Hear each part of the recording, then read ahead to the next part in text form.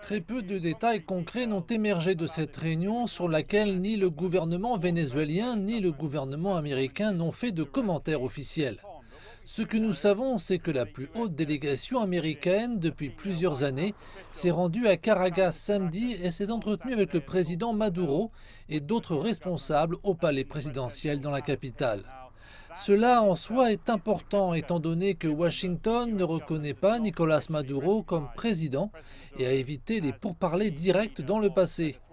Mais des problèmes plus importants sont peut-être en jeu. L'un des principaux, dont nous comprenons qu'il était au centre des discussions, est le pétrole.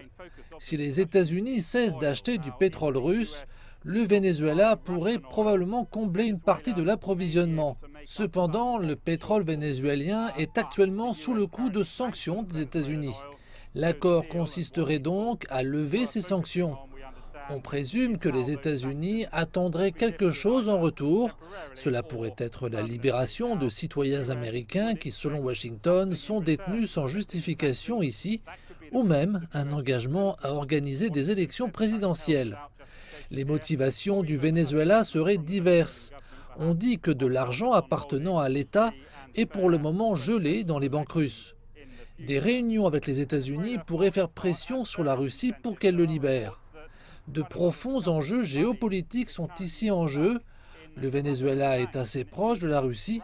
Reste à savoir à quel point ce pays serait prêt à s'éloigner de cette alliance pour conclure un accord avec les États-Unis.